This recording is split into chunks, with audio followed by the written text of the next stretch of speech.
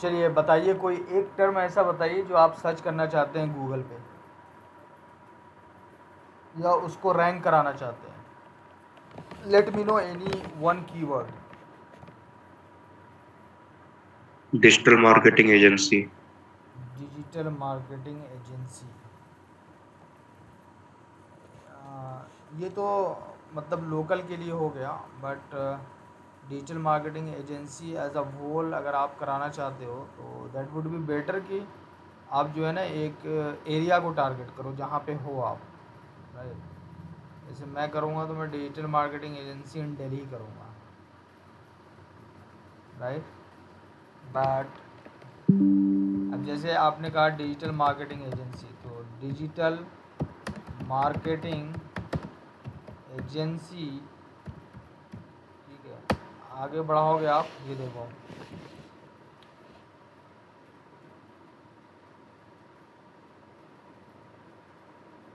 ये Google auto suggest वाले जितने होते हैं ना, ये पहले गूगल से आप लॉग आउट करोगे तब ज़्यादा बेहतर से ये कर सकते हो ये वाली चीज़। इनकॉग्निटो में जाएं अगर हम, तो digital marketing agency,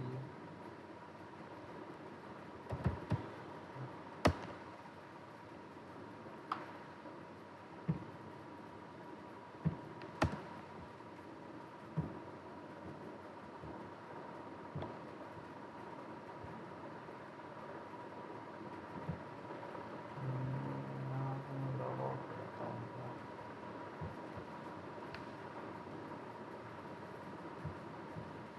sign out of all accounts.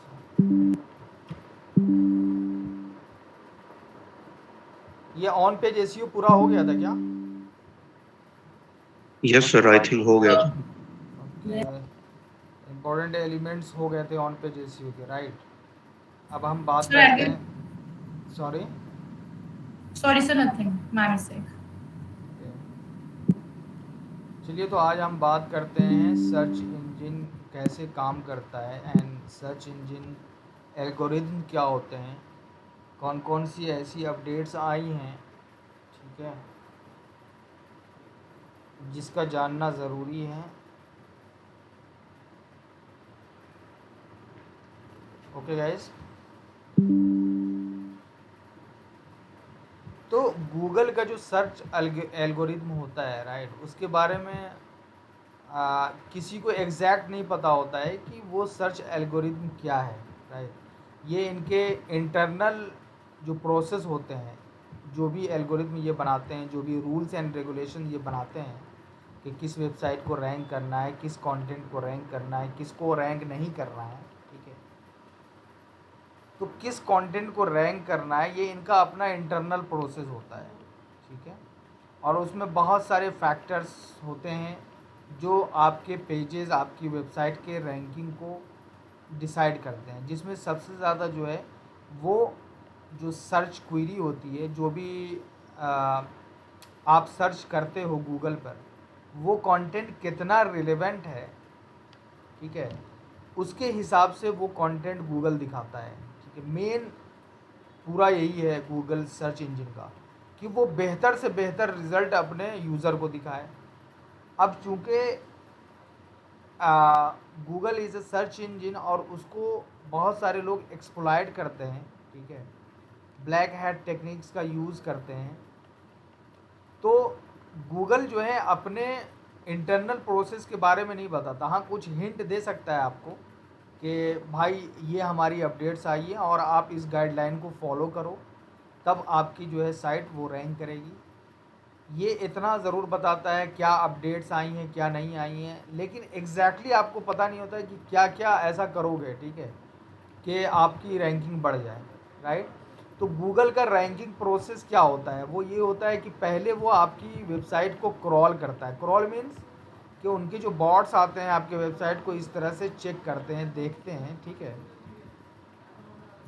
Right. तो द फर्स्ट स्टेज क्या होता है, involve Google bots the infamous spiders, उसको स्पाइडर्स के नाम से भी जाता है। Crawling the web and looking for new और अपडेटेड वेब पेजेस मीन्स कि आपकी वेबसाइट को वो बार बार क्रॉल करता है और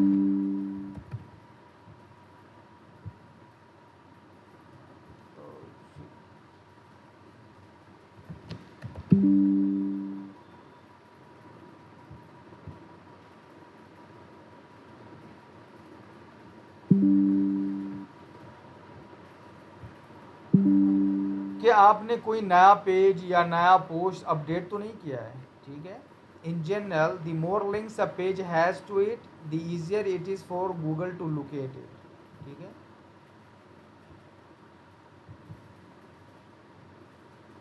pages need to be crawled and index in order to rank, ठीक है। इसको रैंक करने के लिए फर्स्ट आपके लिंक को, आपके कंटेंट को पहले गूगल क्रॉल करता है, उसके बाद जो नेक्स्ट स्टेप आता है वो इंडेक्सिंग का आता है। मीन्स जब आप गूगल को या गूगल सर्च कंसोल को आप साइट मैप जब देते हो और प्रोसेस करते हो उसको कि हाँ भैया इंडेक्सिंग शुरू करो, तो पहले क्या करता है, क्रॉल करता है। उसके बाद जब क्रॉलिंग करने के बाद जो नेक्स्ट स्टेप आता है वो होता है कि आपके यूआरएल्स को वो एनालाइज करते हैं कि आपका जो पेजेस हैं, आपके वेबसाइट के जो पेजेस हैं वो किस बारे में है, ठीक है।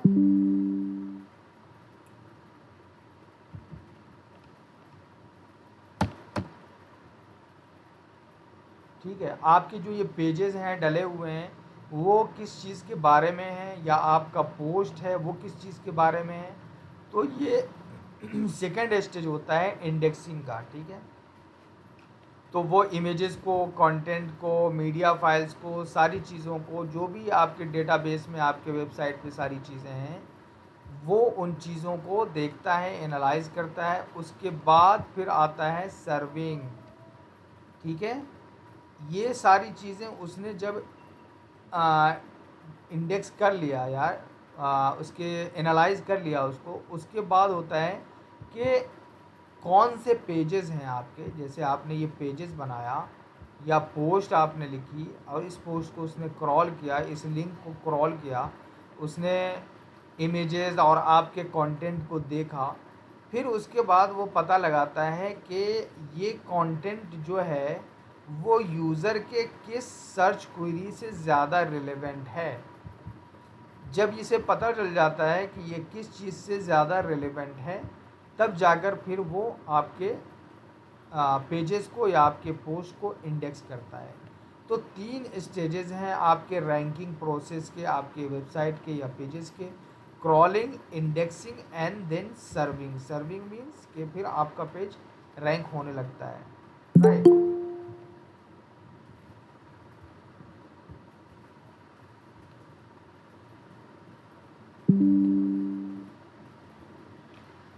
अब क्या है कि how does the Google search algorithm work.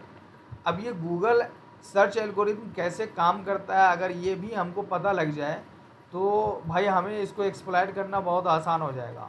इसलिए शुरू में ही ये बताया गया है कि गूगल सर्च एल्गोरिथम जो है वो इंटरनल प्रोसेस से काम करता है। मीन्स उनका जो इंटरनल रूल हैं, जो रेगुलेशंस हैं, वो या तो गूगल की कंपनी में जो है उनको पता है, ठीक है, बाहर वो लीक आउट नहीं होती। हाँ, कुछ हिंट्स आप देख सकते हैं जो ट्विटर पे गूगल का जो ऑफिशियल हैंडल है, ठीक है, गूगल सर्च कंसोल का, आप वहाँ पे देख सकते हैं। वहाँ पे सारी चीज़ें अपडेट होती रहती हैं टाइम बाय टाइम। और जॉन म्यूलर्स जो गूगल के अनऑफिशियल स्पोक पर्सन माने जाते हैं, वो उस चीज़ को लिखते रहते हैं कि उसका क्या मतलब है जो अपडेट नया नया आया है, ठीक है। उसके बारे में किसी को, unfortunately the short answer to this is that outside of Google's inner circle nobody really knows कि गूगल का सर्च एल्गोरिथम काम कैसे करता है। हाँ, कुछ हिंट आपको मिलते हैं, कुछ अपडेट्स आपको जब दिखाई देती हैं तो लोग स्पेकुलेशन करने लगते हैं कि अच्छा ये हो सकता है। उसके बाद वो खुद टेस्ट करते हैं उन सारी चीज़ों को, फिर पता चलता है अच्छा ये ऐसे नहीं रैंक करेगा, ऐसे रैंक करेगा, ठीक है। तो ये क्यों कोई नहीं जानता है, इसके 2 रीज़न हैं। फर्स्टली कि ये बिजनेस सीक्रेट जो गूगल का है, the algorithm is a closely guarded business secret and releasing it would greatly diminish the companies value. Company की वैल्यू जो है उसका जो प्रिंसिपल है उसको डिमिनिश करेगा, उसको ख़त्म कर देगा। इसलिए ये इनका बिजनेस सीक्रेट है। इस वजह से ही गूगल के जो एल्गोरिदम कैसे काम करते हैं ये बिल्कुल भी नहीं बताया जाता है, ठीक है। उसके बाद है कि अगर एल्गोरिदम को पब्लिक कर दिया जाए तो कोई भी उसको एक्सप्लॉइट करके अपने फेवर में कर सकता है, अपने फेवर में अच्छा रिजल्ट ला सकता है। इन्हीं दो रीज़न की वजह से गूगल का जो पूरा फुल प्रोसेस है एल्गोरिदम का कि वो कैसे काम करता है वो बिल्कुल भी पब्लिकली किसी को पता नहीं है, किसी को भी नहीं पता होता है वो, राइट। तो और जब आप इस सिस्टम को एक्सप्लॉइट कर दोगे, गूगल ही को पूरा एक्सप्लॉइट कर दोगे, इसका मतलब है कि यूज़र जो भी क्वेरी कर रहा है उसका अनयूजफुल सर्च रिजल्ट आएगा, जो कि गूगल बिल्कुल भी नहीं चाहता है, ठीक है, राइट। गूगल का एक ही मकसद है और वो ये कि क्वेरी जो भी डाली जाए उनके यूज़र्स की थ्रू, राइट, उसका बेहतर से बेहतर रिलेवेंट इंफॉर्मेशन उनको दिखाया जाए। इसलिए पहले के मुताबिक आजकल जो रिज़ल्ट दिखाए जाते हैं वो बिल्कुल ही रिलेवेंट होते हैं जो भी आप सर्च करते हैं। गूगल का यही एक मेन मकसद है, उसी चीज़ को वहाँ पे first number, third number, second number, third number, fourth number, इस हिसाब से जो लोग आते हैं वो एसईओ की नासमझी की वजह से होती है, या फिर बहुत सारे उसमें फैक्टर्स होते हैं जो कि ये डिसाइड करते हैं कि उनका अगर ये चीज़ पता ही चल जाए कि वो पूरा एल्गोरिथम कैसे काम करता है तो सब इंटरनेट पे जो रिज़ल्ट होगा, सर्च क्वेरी होगा, उसको एक्सप्लॉइट कर सकते हैं, जो कि गूगल बिल्कुल भी नहीं चाहता है, ठीक है। तो यहाँ पे मैंने लिख दिया है कि in order to be updated around the algorithm and updates you must look for the information and hints on their official communication channel, ठीक है। उनके ऑफिशियल कम्युनिकेशन चैनल से आप इन अपडेट्स और इन एल्गोरिथमिक चेंजेस के बारे में पता कर सकते हैं, ठीक है। तो as an SEO, content marketer और डिजिटल मार्केटर, ठीक है, it is recommended for you to pay close attention to both Google and John Mueller's official communications। John Mueller Google के, आप यहाँ पे जाएंगे ट्विटर पे,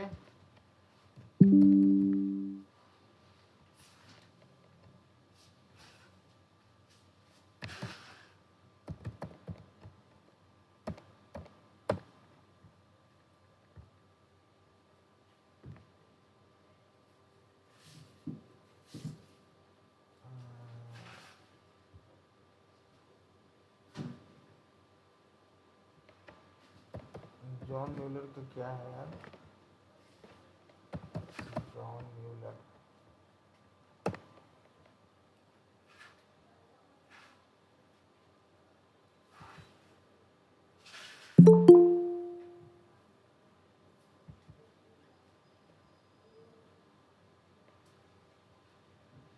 नहीं ये तो नहीं है जॉन म्यूलर, गूगल डालता है,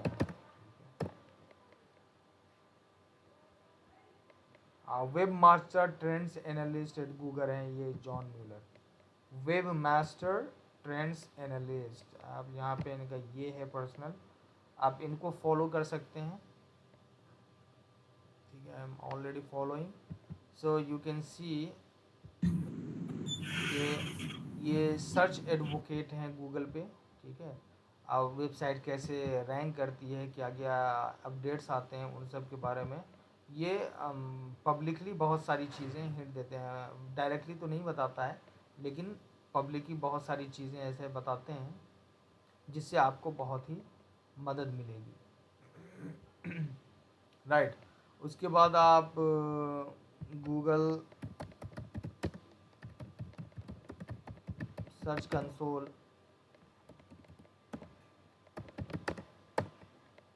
इसको आप फॉलो कर लो, ठीक है। Google search central, news and resources from Google to help make great sites, to help people make great site, इनको आप फॉलो कीजिए। तो इसके ऑफिशियल इसको, तो यहाँ से भी आपको मिल जाएगा। तो जो सही इन्फॉर्मेशन आपको मिलेगी इन्हीं दो जगहों से मिल सकती है, एक जॉन म्यूलर्स के ऑफिशियल से और उसके, और उसी के लिए देखना भी चाहता है, ठीक है। सो और इन दोनों में से कोई भी उसका फॉर्मल इंफॉर्मेशन एल्गोरिथम के बारे में डाइवल्ज नहीं कर सकता, आई मीन रिवील नहीं कर सकता। डाइवल्ज की जगह मैं रिवील रखता हूँ, ठीक है, right, of course, but they will often drop some pretty big hints on how to stay on its good side, right, कि गूगल के अपडेट्स के साथ कैसे आप कोप कर सकते हैं, कैसे आप आगे बढ़ सकते हैं, उसके बारे में हिंट ज़रूर दिया जाएगा, लेकिन उसके बारे में फॉर्मल इंफॉर्मेशन नहीं दिया जाता है, ठीक है। मैंने यहाँ पे लिंक दे दिया है आप लोगों को। You can be connected to this channel via Twitter where they often announce the new updates and provide hints so you better understand and act accordingly, ठीक है। ये गूगल वेब मास्टर का है, ये जॉन म्यूलर ऑफिशियल ट्विटर है, ठीक है। इसका यूट्यूब चैनल पे भी, यूट्यूब पे भी आता है जॉन म्यूलर बहुत बार, ठीक है। तो हम ये पता करते हैं कि व्हाट आर दी की ranking factors in the Google search algorithm, ठीक है। रैंकिंग फैक्टर्स क्या हैं गूगल सर्च एल्गोरिथम की जब हम बात करते हैं उसमें, तो सबसे पहला है meaning and intent. Means with in Google search algorithm understanding and clarifying the meaning and intent of the search query is the key first step, right. जब भी कोई सर्चर गूगल पे कुछ सर्च करता है तो उस सर्च का मतलब और इंटेंशन क्या है, सबसे पहले आप ये जो गूगल का एल्गोरिथम है उसको समझने की कोशिश करता है, ठीक है। And the mechanism that enable this are again a secret, ठीक है। अब ये मैकेनिज्म कैसे होता है, कैसे वो करता है, वो भी एक सीक्रेट है, वो नहीं बताया जाता, right. But we know that it allows search engine to understand the scope of the query, ठीक है, कि सर्च इंजन को उस क्वेरी के स्कोप के बारे में, is the searcher looking for results around a broader topic such as how to get into gardening और a specific one like which gardening tool should be used for a particular task, right। तो इन दोनों में difference भी अब पता चल जाता है गूगल के सर्च इंजन को कि आप क्या चाह रहे हो, ठीक है। उसके बाद सिनोनिम्स। सिनोनिम्स क्या है कि changing a light bulb means the same thing as replacing a light bulb. अभी इस बता रहे हैं कि इस सिस्टम को बनाने में कम से कम 5 साल लगे, और अब गूगल ये समझ जाता है कि चेंजिंग अ लाइट बल्ब का मतलब है सेम थिंग, मतलब replacing a light bulb, right. इस सिस्टम को बनाने में गूगल को 5 साल लगा।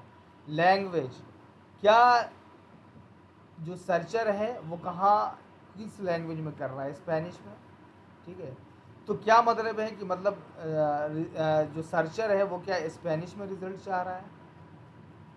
उसके बाद लोकेलिटी, कि सर्चर कहाँ से सर्च कर रहा है, is the searcher looking for local business information such as the opening hours of their nearest McDonald's और are they searching for information of McDonald's in general. दोनों ही समझ में उनको आ जाता है। फ्रेशनेस, फ्रेशनेस क्या है, फ्रेशनेस है कि कितना अप टू डेट कंटेंट है। मान लीजिए if the searcher is looking for से टेस्लाज स्टॉक और रिलायंस स्टॉक और अमेजॉन स्टॉक, है ना, या फिर लेटेस्ट इंडियन प्रीमियर लीग का स्कोर जानना हो, तो जाहिर सी बात है गूगल हमेशा ये कोशिश करेगा, चूँकि ये बिल्कुल ही अपडेटेड इन्फॉर्मेशन चाहिए होता है लोगों का, तो हमेशा ये कोशिश करेगा कि ऐसे कंटेंट को दिखाया जाए जो बिल्कुल ही न्यू है और अपडेटेड है, क्योंकि उनको अप टू डेट इन्फॉर्मेशन चाहिए, ठीक है। और ये सही बात भी है कि यूज़र के लिए वही वैल्यूएबल एंड यूज़फुल होगा, क्योंकि टेस्लाज का स्टॉक 5 साल पहले क्या था या 2 साल पहले क्या था, उससे क्या लेना देना, राइट। तो फ्रेशनेस भी चेक करता है गूगल कि कितना पहले ये अपडेट किया गया। इसीलिए कहा जाता है कि अपने ओल्ड कंटेंट को, जो आपके वेबसाइट पे ओल्ड कंटेंट अगर पड़े हुए हैं जिसमें 2 साल पहले के आइडियाज़ आपने बताए हैं, अब उसमें कोई चेंजिंग आई है तो ज़रूर और ज़रूर से आप अपने कंटेंट को अपडेट करें, ठीक है। इसीलिए आपने देखा होगा कि बहुत बड़ी बड़ी साइट जितनी भी हैं वो अपने कंटेंट को रेगुलरली अपडेट करती रहती हैं। तो फ्रेशनेस भी बहुत मैटर करता है। तो ये इंश्योर करना है आपको कि इन सारी चीज़ों को आपको अपने ध्यान में रखना है, ठीक है। मीनिंग एंड इंटेंट, सर्च क्या क्या सर्च कर रहा है, उसका इंटेंशन क्या है, ठीक है। कौन से ऐसे कीवर्ड मैं डालूंगा कि ये सर्च रिजल्ट में हमारे पेजेस आएंगे। उसके बाद आता है रेलेवेंस, कि हाउ रेलेवेंट, कितना मैचेबल है, ठीक है। रेलेवेंट को तो जब सर्च इंजन को इनका इंटेंट और मीनिंग पता चल जाएगा तो आगे बात आती है कि कितना एल्गोरिथम को ये समझना होता है कि आपने जो क्वेरी की है या किसी ने भी जो क्वेरी की है, ठीक है, किस पेज पे, आपके वेबसाइट के किस पेज पे वो सबसे ज़्यादा रिलेवेंट कंटेंट है जो भी क्वेरी किया गया है, राइट। तो जो भी क्वेरी करता है वो आपके पेजेस को क्रॉल करता है और फिर रिलेवेंट अगर कोई इन्फॉर्मेशन आपने डाली है उस क्वेरी के हिसाब से, तो जो कि मोस्ट रिलेवेंट होगा, बिल्कुल ही मैचेबल, जो उससे जो टॉपिक आपने चूज़ किया है बिल्कुल ही उससे रिलेटेड अगर आपने कंटेंट लिखा है तो उस पेज को वो इंडेक्स करने की कोशिश करता है, ठीक है। और यहीं पे अब ये आप बताइए कि आपका पेज किस बारे में है और क्या दर्शाता है। ये ऑन पेज एसईओ जब आप करते हैं, इसीलिए ऑन पेज एसईओ को इम्पोर्टेंट कहा गया है कि बिना ऑन पेज एसईओ किए हुए आप ये भूल जाइए कि आपका पेज या पोस्ट रैंक करेगा, क्योंकि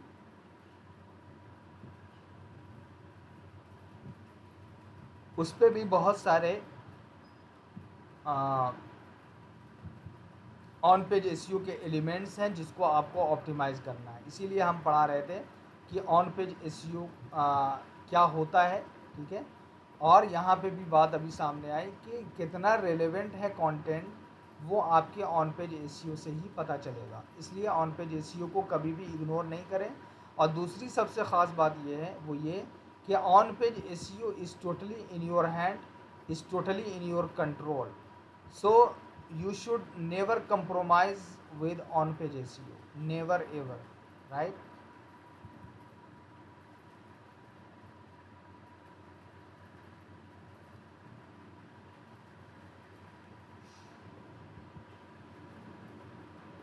उसके बाद क्या है, क्वालिटी,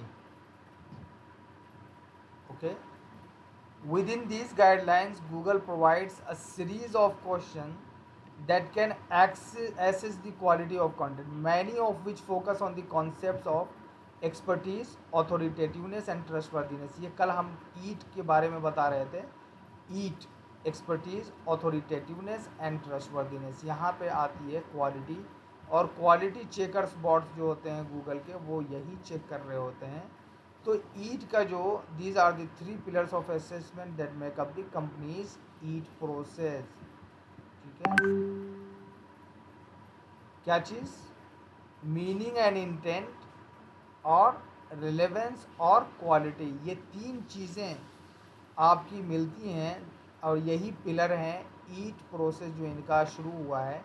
एक्सपर्टीज़, ऑथोरिटेटिवनेस एंड ट्रस्टवर्दीनेस, ये ईट प्रोसेस इन्हीं तीनों के उस पर खड़ा है, ठीक है। अब ईट क्या होता है, एक्सपर्टीज़, ऑथोरिटेटिवनेस एंड ट्रस्टवर्दीनेस, ये गूगल के एल्गोरिथम का सबसे इम्पोर्टेंट पार्ट है, ठीक है। और ये जज करता है आपके कंटेंट की क्वालिटी को, ठीक है।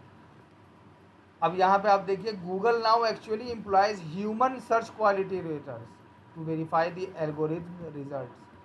मतलब इसमें ह्यूमन को भी, सिर्फ बॉडी नहीं, ह्यूमन को भी शामिल किया है उस क्वालिटी को चेक करने के लिए। आप सोचिए कि गूगल, ये ईट ने कितने वेबसाइट्स को डी रैंक किया है, कितने वेबसाइट को अपने उससे हटाया, ठीक है।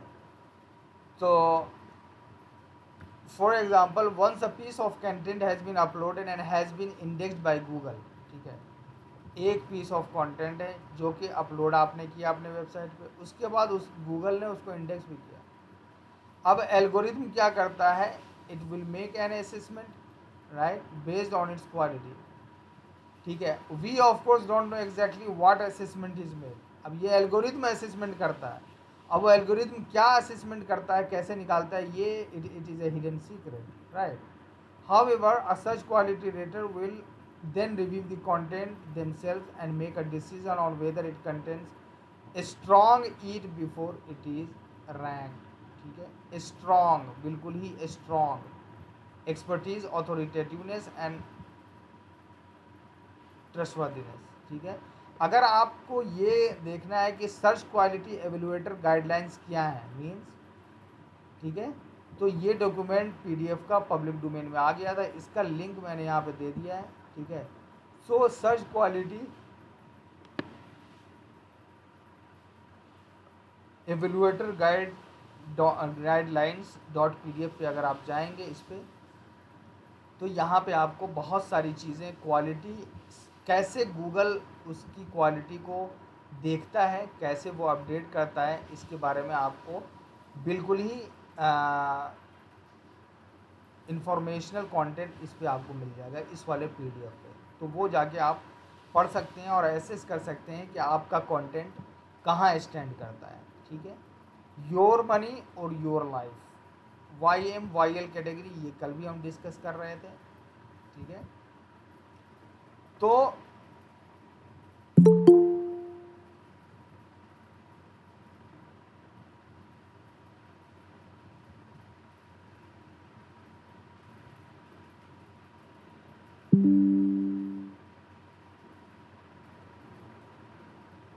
सर्च क्वालिटी इक्वेटर गाइडलाइन ये क्या कहता है,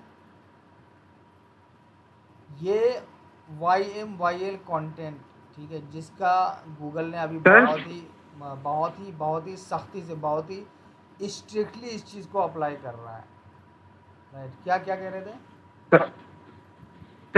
बहुत से बच्चे ज्वाइन नहीं हो पा रहे हैं, मैसेज आ रहे हैं मुझे. नेटवर्क इश्यू है, तो इसमें मैं क्या कर सकता हूँ भाई.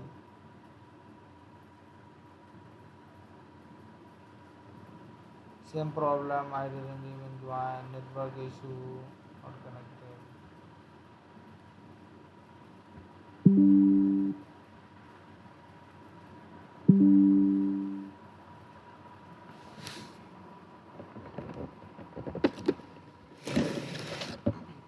तो सर्च क्वालिटी इवेलुएटर गाइडलाइन जो है, जो कि आपको ऊपर पीडीएफ मैंने दे दिया, उसको अगर आप खोलेंगे तो गूगल कैसे उसकी क्वालिटी को देखता है, चेक करता है, उस बारे में आपको वहाँ से बहुत ही ब्रॉड एक ओवरव्यू मिल सकता है, तो वो ज़रूर पढ़ लेना. ठीक है, तो YMYL कंटेंट जो होता है, योर मनी और योर लाइफ,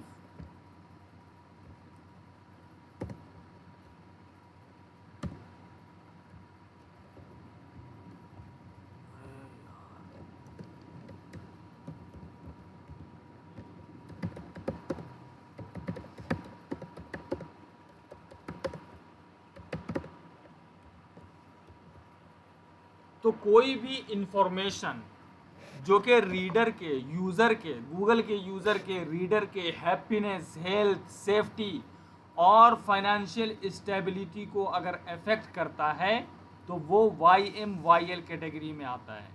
ठीक है, in such instances Google will likely not even consider ranking your content unless it is written by a relevant expert. अगर किसी रिलेवेंट एक्सपर्ट से अगर हैप्पीनेस, हेल्थ, सेफ्टी और फाइनेंस की बात करते हैं, जैसे कि मैंने आपसे बोला था, हेल्थ के बारे में अगर कुछ लिखते हैं आप, या फिर रिलेशनशिप के बारे में, या फिर आप फिनांस के बारे में, तो उसका आपको एक्सपर्ट होना पड़ेगा, और या तो आपको एक्सपर्ट से लिखवाना पड़ेगा. ठीक है, जैसे कि एक कंटेंट मैंने आपको कल भी दिखाया था YMYL के एग्जाम्पल में कि how to reduce weight.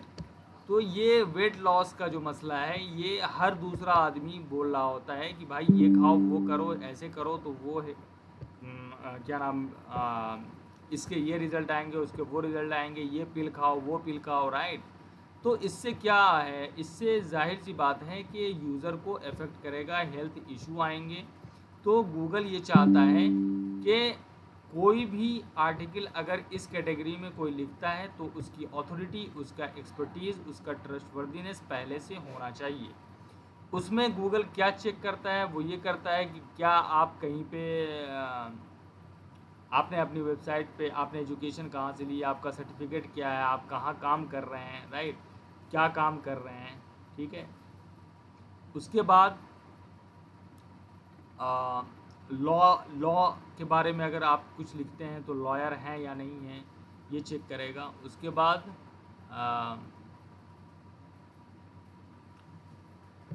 Finance के बारे में अगर आप एक्सपर्ट नहीं हैं, फिनंशियल एजुकेशन आपके पास नहीं है, तो वो भी किसको, वेल्थ को और फिनांस को अफेक्ट करता है। इसलिए अब यहाँ पे देखिए आप, written by Kris Gunnars BSc ये भी है, medically reviewed by Katherine Marengo LDN RD nutrition. तो ये कैथरीन मोरेंगो का जो है ऑफिशियल ऑथर पेज हेल्थ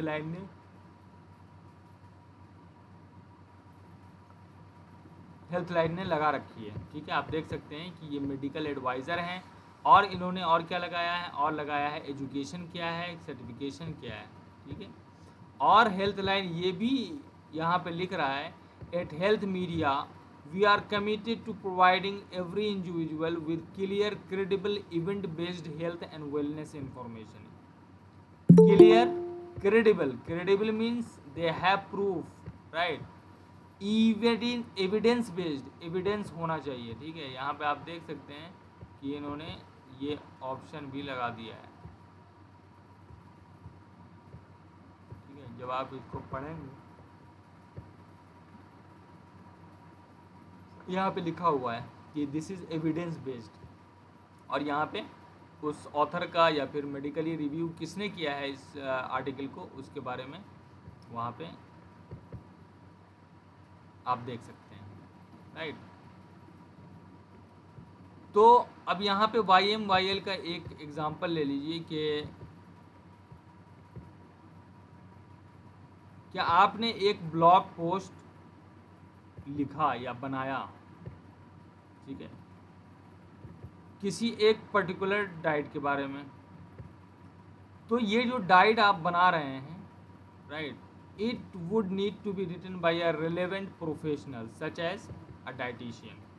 यहाँ पे आप देखिए कि ये डाइटिशियन है या नहीं है, ठीक है ये डाइटिशियन, वही इस चीज़ के बारे में, वेट लॉस और वेट गेन के बारे में बता सकता है, ठीक है।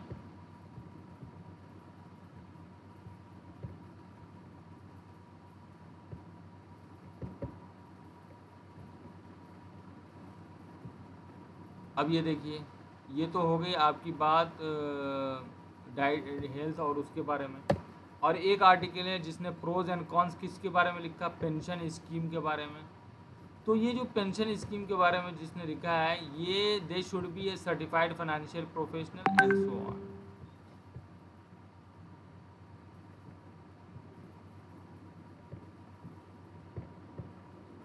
ठीक है गाइस, तो जो सर्च क्वालिटी एवेलुएटर गाइडलाइन है वो डिटेल्ड गाइडलाइंस है, और कौन सा YMYL कैटेगरी या क्लास में आता है कंटेंट, ठीक है। और वो बहुत ही सिग्निफिकेंट मीन्स बहुत ही इम्पोर्टेंट रैंकिंग फैक्टर है गूगल के सर्च इंजन में। तो आपको ये इंश्योर करना चाहिए कि आप उनके उस गाइडलाइन को ज़रूरी पढ़ें, ताकि आपको वेबसाइट रैंक कराने में कोई परेशानी ना हो, ठीक है गाइस। अब यहाँ पे योर मनी और your life pages, some times of pages और topics could potentially impact a person's future business, right, health, future happiness, health, financial stability और safety. We call such pages your money और your life pages और YMYL। The following are examples of YMYL topics: news and current events. News about important topics such as international events, business, politics, science, technology, ठीक है।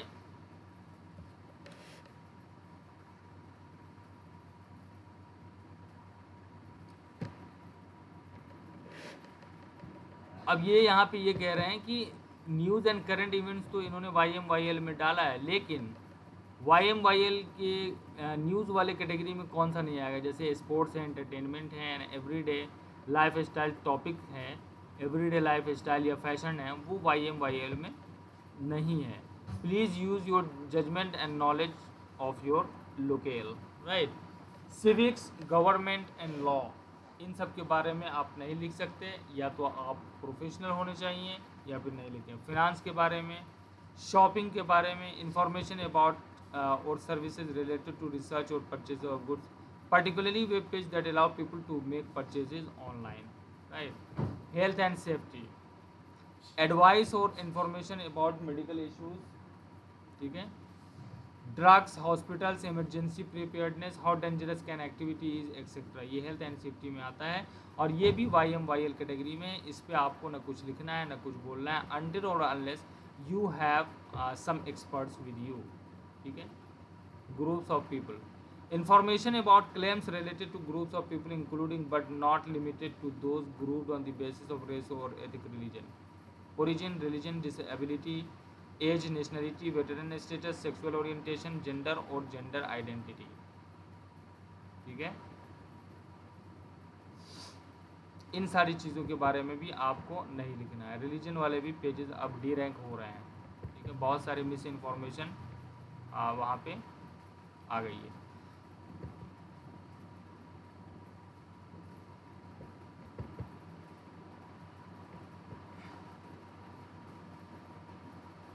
तो YMYL के लिए मैंने आपसे पहले भी कहा कि बहुत ही स्ट्रिक्ट है ये वाला कोर अपडेट जो आया था YMYL वाला, और ये पर्सन के हेल्थ, हैप्पीनेस, फाइनेंशियल स्टेबिलिटी और सेफ्टी को चैलेंज करता है। इस वजह से YMYL की जो कैटेगरी है उसको चूज़ करने से पहले आपको या तो खुद एक्सपर्ट बनना पड़ेगा या फिर आप किसी मेडिकली अप्रूव्ड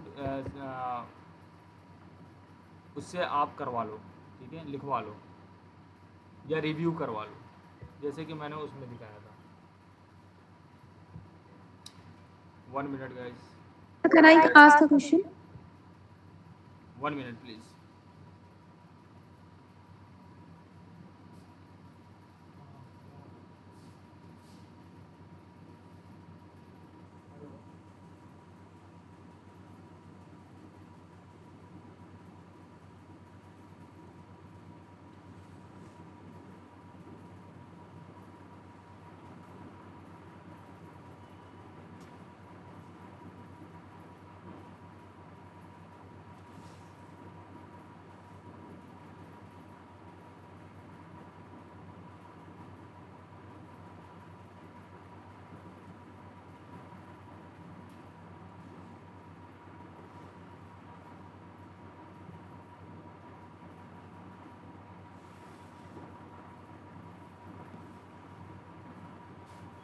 यस प्लीज, कौन क्वेश्चन पूछ रहा था? मैं आजमत, जी बताइए। जैसे मुझे एक ब्लॉग पोस्ट लिखनी है एक पॉलिटिकल टर्म के बारे में। Political, yes sir. जी बताइए। कोई इवेंट हो रहा है, उसको मैं डिस्क्राइब कर रही हूँ, उसकी हिस्ट्री वो क्या थी, क्यों हो रहा है, किस तरह से दूसरी कंट्रीज में ये हुआ, और इस पे मैं तो कुछ भी सराइज कर रही हूँ, तो इसके ये भी YMYL कैटेगरी में आएगा। बिल्कुल, पॉलिटिक्स भी बहुत ही सेंसिटिव इंफॉर्मेशन है, और आप ये देख रही हैं जो भी ये YMYL कैटेगरी में जो चीज़ें आ रही हैं, ठीक है, उस पर अगर आप कभी भी लिखती हैं, जैसे न्यूज़ एंड करंट इवेंट्स है, ये मैंने एक सिंपल सा जो बहुत ही जेनरिक चीज़ें हैं, जो इम्पोर्टेंट चीज़ें हैं, जिसको यहाँ पे मेंशन किया गया है, राइट, उसका मैंने ये पिक डाल दिया है। तो इन सारी चीज़ में जो भी टॉपिक्स आप लेके आ रहे हैं, रिलीजन है, पॉलिटिक्स है, ठीक है, ये सारी चीज़ें अगर आप लिखते हैं तो एक तो वो एविडेंस बेस्ड होना चाहिए। अगर एविडेंस बेस्ड है तो कोई प्रॉब्लम नहीं है, ठीक है। अगर एविडेंस बेस्ड नहीं है तो प्रॉब्लम होगी। ऐसा नहीं है कि रैंक ही बिल्कुल ही नहीं करता है, लेकिन हेल्थ, फिनांस और लॉ, ठीक है, इन सब का जितनी भी चीज़ें हैं इन सब की वो ज़रूर नहीं होगी रैंक, ठीक है। तो आप अगर वहाँ पे रिसर्च डाल रही हैं, किसी का कोट कर रही हैं, विकिपीडिया से कोट कर रही हैं या ऐसी वेबसाइट से जो कि ऑलरेडी अथॉरिटी है उस वेबसाइट की, ठीक है, वहाँ से कोट कर रही हैं, तो ऐसा हो सकता है। बट YMYL कैटेगरी में अभी के दौर में रैंक कराना काफ़ी मुश्किल है। ओके, जस्ट उस इवेंट को डिस्क्राइब करना, मुझे अपने व्यूज नहीं डालना है। जो हाँ, हाँ। लोगों के अंदर वो क्वेश्चन आ रहे हैं, मुझे वही अराइज करना है, नथिंग एल्स। या यू कैन डू दैट। मैं ये नहीं कह रहा, वो एकदम स्ट्रिक्टली YMYL कैटेगरी में नहीं आएगा, ठीक है। स्ट्रिक्टली YMYL कैटेगरी में जो चीज़ें आएंगी वो यहाँ पे ऑलरेडी मेंशन्ड है। ओके, मेरी स्क्रीन दिख रही है? हाँ, अब जैसे ये न्यूज़ एंड करंट इवेंट्स हैं, ठीक है, यहाँ पे आप देख सकती हैं YMYL कैटेगरी में है या नहीं है। News about important topics such as international events, business, politics, science, technology etcetera, ठीक है। अब ये भी बोल रहा है कि all news articles are not necessary consider YMYL, right. Sports के बारे में अगर आप लिख रहे हो, इंटरटेनमेंट के बारे में, एवरीडे लाइफ, तो वो not, it will not come under YMYL category.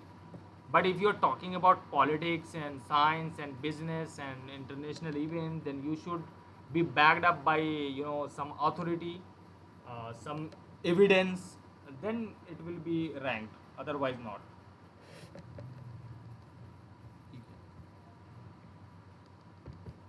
Event को आप चाहे डिस्क्राइब करें चाहे कुछ करें, वो आपका रैंक नहीं होगा अनटिल और अनलेस ये किसी अथॉरिटी से बैकअप हो, राइट, एक्सपर्टीज आपने दिखाई हो। यूज़र एक्सपीरियंस, यूज़र एक्सपीरियंस क्या होता है भाई?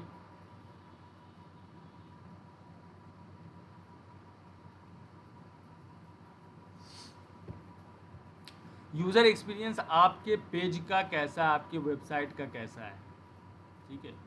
Load and appear correctly on different web browser, I Chrome, Firefox etcetera. Means अगर मैं फायरफॉक्स पे डाल रहा हूँ, मोबाइल पे डाल रहा हूँ, या फिर दूसरे किसी ब्राउज़र पे जा रहा हूँ, ठीक है, उन सब में यूज़र एक्सपीरियंस कैसा है ये भी गूगल चेक करता है, ठीक है।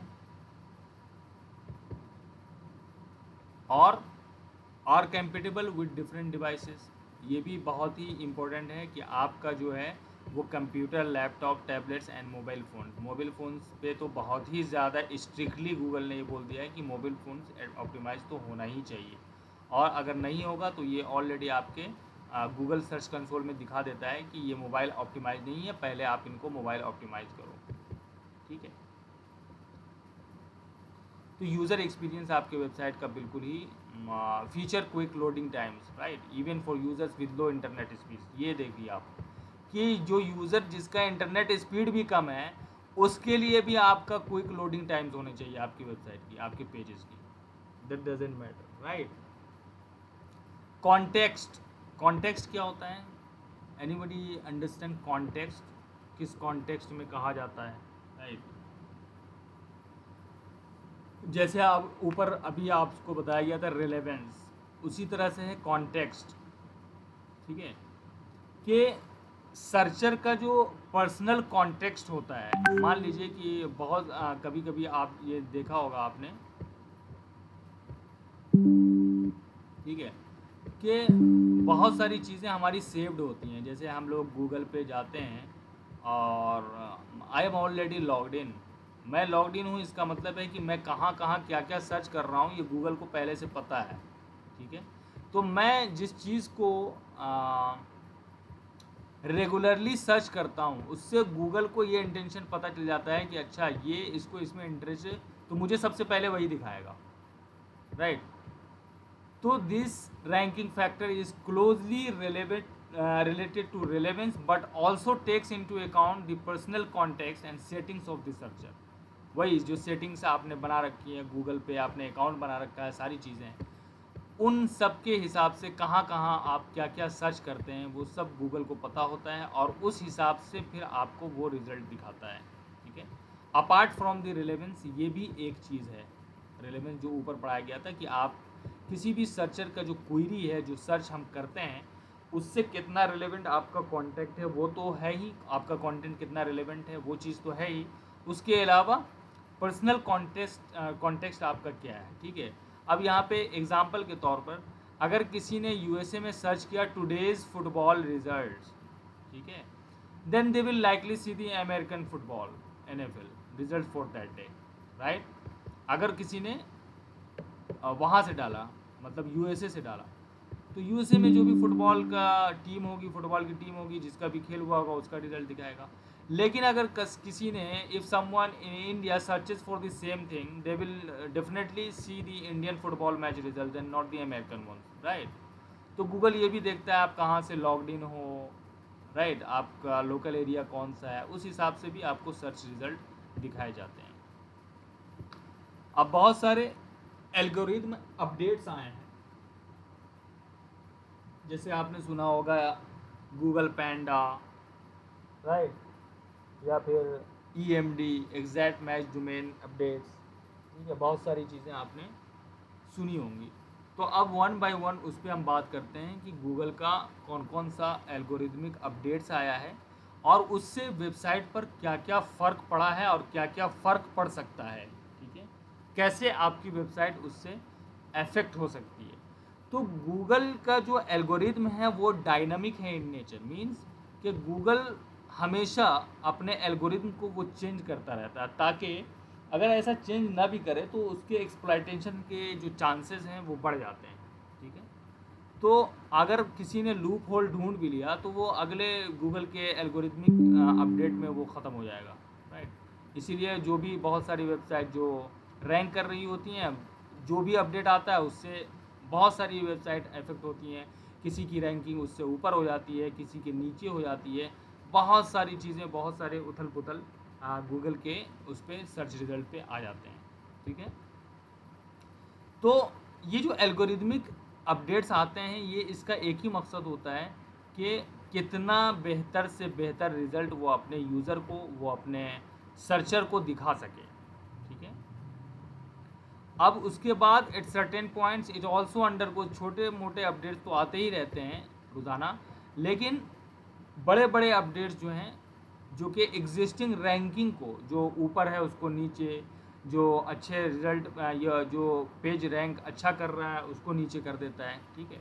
तो ये बड़े बड़े जो कोर अपडेट्स आते हैं गूगल के, वो उससे लूज़ हो जाती है, ठीक है।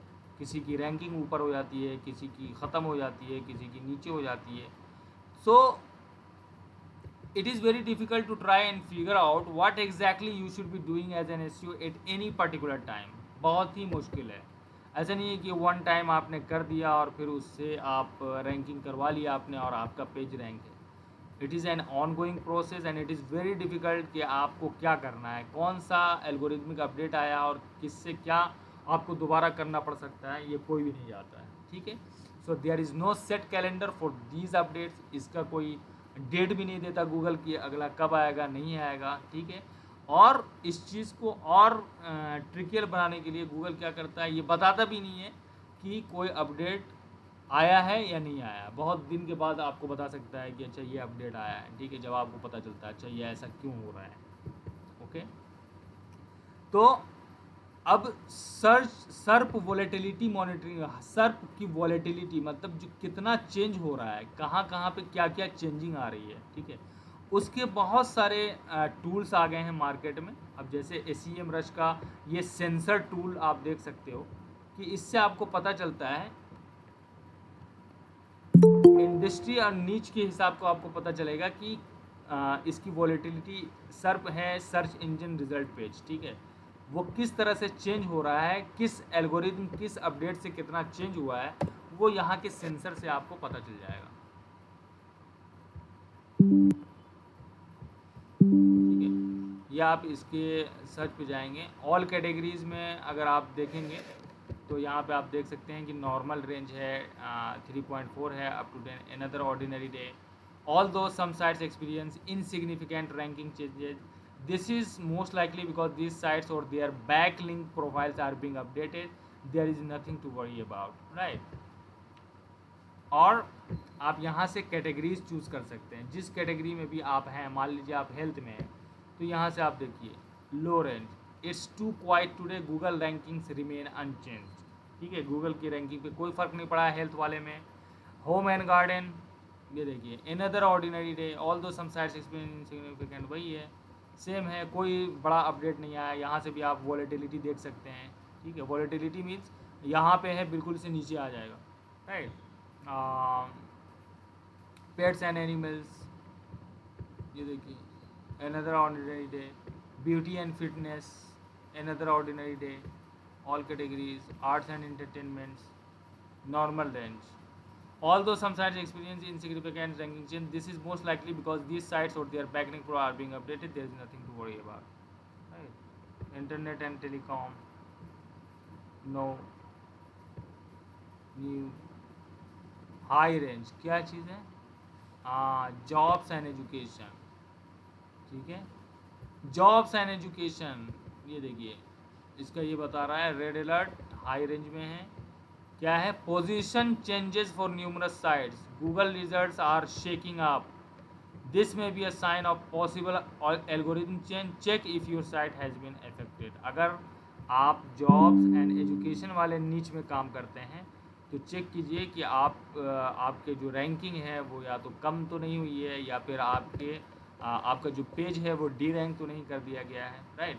तो आप इनके सेंसर से भी आप थोड़ा सा चेक कर सकते हैं। ऑल्दो आई डोंट थिंक कि it will be very accurate, but या just to keep an eye on the updates, you can have a look on these on this page of SEMrush, right? I have already put the link here, right? तो इससे आपको पता चलता है कि आपका जो इंडस्ट्री है, आपका जो निच है, आपका जो डिपार्टमेंट है, उस चीज़ में कोई सिग्निफिकेंट, कोई इम्पोर्टेंट चेंजेस आपके इंडस्ट्री में हुए हैं या नहीं हुए हैं। अगर हुए हैं तो आपकी वेबसाइट पे कितना फ़र्क पड़ा है। ठीक है,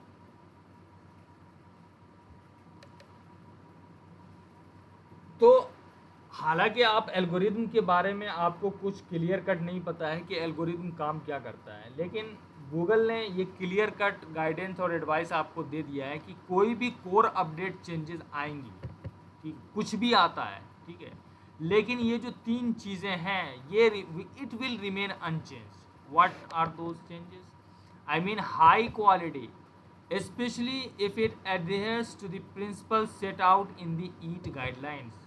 ईट की जो भी गाइडलाइन आपको दी गई हैं, अगर उस पर आप एडहेयर करते हो, उसको अगर अबाइड करते हो, राइट, उसको फॉलो करके अगर आप अपना हाई क्वालिटी कंटेंट लिखते हो, research based, evidence based, expertise के साथ किसी एक्सपर्ट से लिखवाते हो, या उनके ऑथर बायो किसी एक्सपर्ट का आपके वेबसाइट पे है, इन सारी चीज़ों को आपको, ये तो चेंज नहीं होने वाली। ठीक है, ये बिल्कुल इट विल रिमेन अनचेंज कि high quality content, relevant in terms of content and topic to the keyword you are targeting.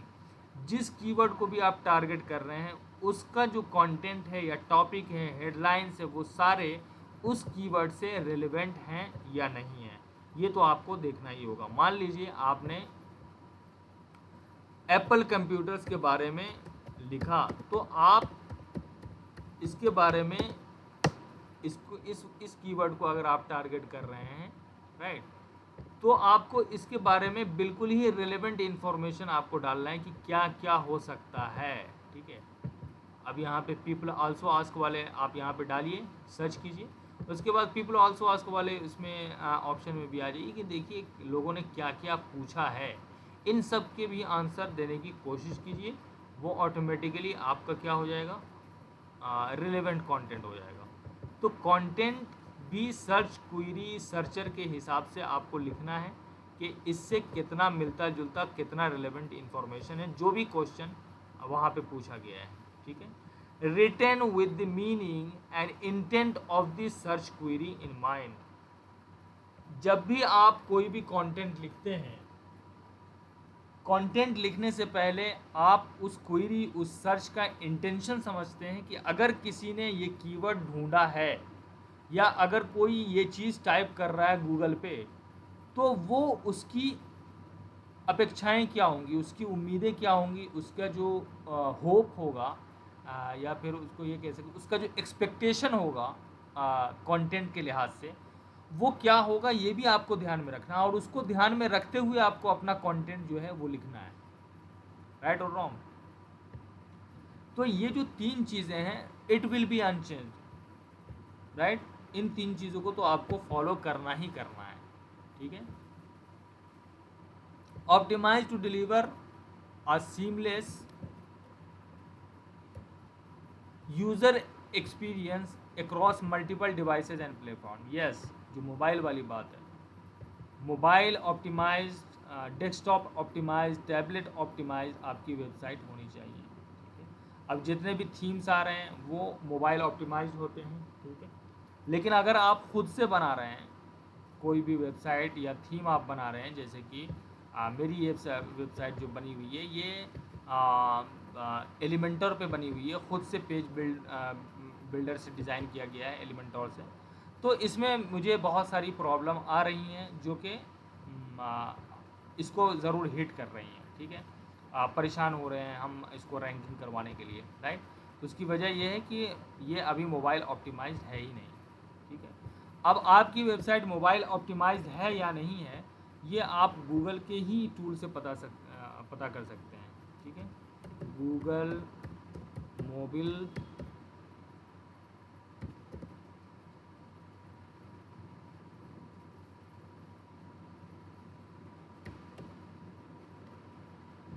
Google mobile tool,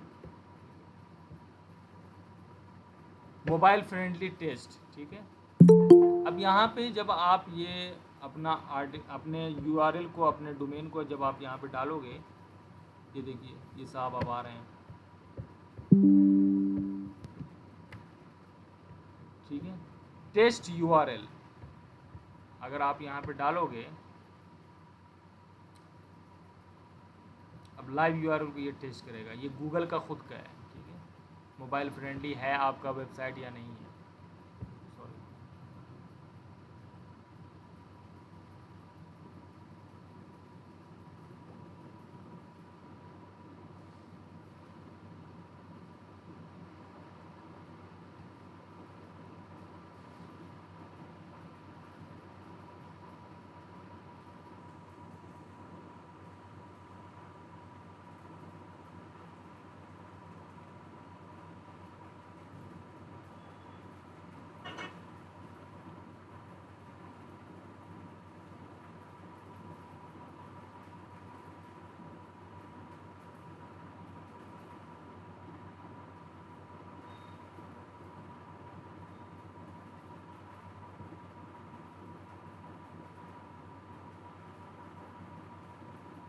ये देखो, पेज इज़ मोबाइल फ्रेंडली आ रहा है, राइट। क्रॉल हो चुका है, ये crawl successfully on June 26, right. तो ये है, आई मीन स्क्रीन शॉट यहाँ से आप देख सकते हो कि ये मोबाइल फ्रेंडली है, राइट। तो आप यहाँ से चेक कर सकते हैं कि आपका जो वेबसाइट है आपकी वो मोबाइल फ्रेंडली है या नहीं है, और इसका होना बहुत ही ज़्यादा ज़रूरी है अगर आप खुद से बनाते हो। वैसे आजकल जितनी भी थीम्स आ रही हैं वो ऑलरेडी मोबाइल फ्रेंडली होती हैं, ओके गाइस। तो ये भी रैंकिंग फैक्टर में एक बहुत बड़ा फ़र्क आता है कि आपका क्वालिटी हाई रैंक का होना चाहिए, कंटेंट रिलेवेंट होना चाहिए, इंटेंट और मीनिंग के साथ होना चाहिए, राइट। उसके बाद और ये फैक्टर्स जो भी हैं, जो भी ऊपर मैंने बताया, रिलेवेंसी है, कीवर्ड है, कीवर्ड के हिसाब से आपको कंटेंट लिखना है, these are something which you can control, okay. अब गूगल के क्या क्या updates and algorithmic changes time by time आते रहे हैं, वो हम डिस्कस करेंगे आगे, ठीक है। Just give me a moment.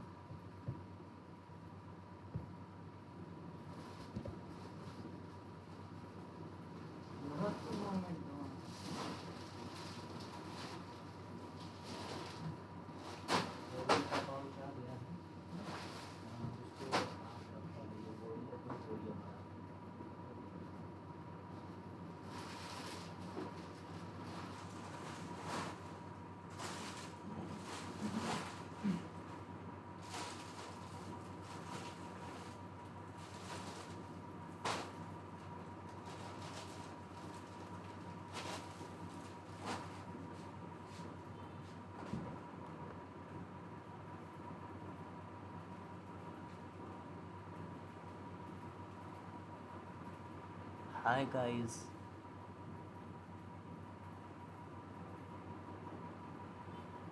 Anisha, Akshay, Aditya Shukla, Nafia, Zara, Wesley.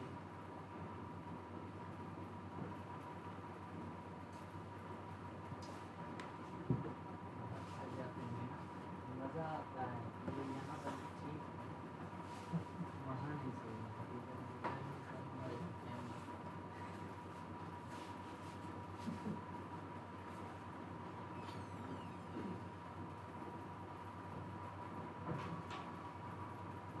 जी किन्हीं को पता है गूगल पांडा अपडेट्स के बारे में? Aditya Shukla, do you know about Google Panda updates?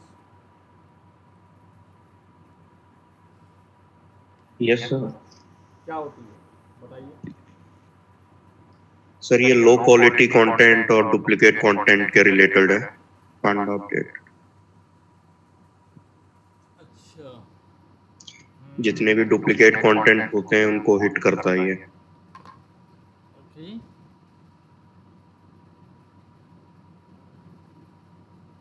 Duplicate content से क्या वो है? कॉपीड कंटेंट, स्पिन्ड कंटेंट जो स्पिनर्स यूज करते हैं कंटेंट के लिए, वो सारे कंटेंट जो होते हैं उनको हिट करता है ये। बस सिर्फ वही? नहीं सर, वो तो मतलब मेनली इसी के लिए था, बाकी स्पैम डुप्लीकेट कंटेंट है, कीवर्ड स्टफिंग के लिए भी है ये। ओके जी हाँ, तो गूगल पैंडा अपडेट जो है इसीलिए आया था, उसका जो लाने का जो सबसे जो मेन वजह थी उसको लाने की, इस अपडेट को करने की, वो ये कि गूगल के जो सर्च रिजल्ट्स पेजेस थे वो स्पैमिंग की वजह से बिल्कुल ही मतलब रिजल्ट्स जो उसके थे वो बिल्कुल ही इररिलेवेंट आ रहे थे, राइट? वो that was not relevant to what the searchers was searching for, ठीक है? और अगर क्वालिटी आपके कंटेंट की अच्छी नहीं होगी, यूज़फुल नहीं होगी तो कोई भी सर्चर वहाँ पे उसको पढ़ेगा ही नहीं उस कंटेंट को। तो बेसिकली जो ये पांडा अपडेट आया था वो मतलब लोअर क्वालिटी के जो कंटेंट्स होते थे ना उनके लिए, लो क्वालिटी वेबसाइट्स जो हैं बिल्कुल ही जिन जो वैल्यू कोई ऐड ही नहीं कर रहे हैं यूज़र्स के लिए अपने वेबसाइट्स पे, बस for the sake of website, for the sake of blog वो गूगल पे हैं, बाकी और उनका कोई काम नहीं है, ठीक है? तो उनको भी थिन कंटेंट के नाम से भी उनको कहा जाता है, ठीक है? थिन कंटेंट किसको कहा जाता है कि चाहे वो डुप्लीकेट हो या ना हो, ठीक है? ये तो डुप्लीकेसी तो एक अलग चीज़ हो गई, वो तो हिट करेगा ही करेगा, ठीक है? लो क्वालिटी वेबसाइट्स जो भी हैं आपने कहा डुप्लीकेट कंटेंट है या स्पिनर के थ्रू जो है उसके सिनोनिम्स यूज़ किए गए हैं, ठीक है? स्पिन रीराइटर है या जो भी अदर रीराइटिंग टूल्स हैं उनका यूज़ किया गया है, वो तो एक अलग चीज़ है, वो तो हिट करना ही करना है। लेकिन उसके अलावा thin content means contents that are not providing any value to the users, that was also hit by this update, ठीक है? सो सर थिन कंटेंट शायद से छोटे कंटेंट को कहते हैं, आई थिंक। थिन कंटेंट छोटे कंटेंट तो होते हैं 300 to 350 वर्ड्स, ठीक है? लेकिन थिन कंटेंट का ये भी मतलब है कि आपका जो कंटेंट है वो वैल्यू कोई प्रोवाइड नहीं कर रहा है यूज़र्स को, ओके ठीक है? अब आप 500 वर्ड्स 300 वर्ड्स के कंटेंट आप लिख के रैंक नहीं करा सकते। बहुत सारे कॉम्पिटिटर्स हैं 3000 3500 2000 वर्ड्स के आर्टिकल जब आप लिखेंगे तब जाकर आपका कुछ उसमें आप वैल्यू भी ऐड कर सकते हैं अपने यूज़र्स के लिए, स्टैटिस्टिक्स भी लगा सकते हैं, रिसर्च बेस्ड एविडेंस भी आप उसमें डाल सकते हैं। तो ऐसे इन्फॉर्मेशन आपको डालना है जिससे आपके यूज़र को इन्फॉर्मेशन मिले और वो यूज़फुल हो उनके लिए। ऐसा नहीं कि बस सिर्फ आपने for the sake of content writing आपने लिख दिया हो, राइट? अगर डुप्लीकेट नहीं भी है तब भी आपका हिट कर जाएगा वो बहुत सारी जगहों पे, ठीक है। तो पांडा अपडेट्स पहले क्या था, पहले ऐसा था कि मान लीजिए कि आपके एक पेज पे या आपके एक पोस्ट पे आपका एक पोस्ट है जो कि थिन कंटेंट है या फिर बिल्कुल कीवर्ड स्टफ है, उसमें स्टफिंग है, आपने बार बार यूज़ किया हुआ है कीवर्ड को, राइट। और क्या कहते हैं, तो उस पेज को वो पांडा अपडेट से वो हिट करता था, राइट, कि आपके पेजेस को उसने डी रैंक कर दिया।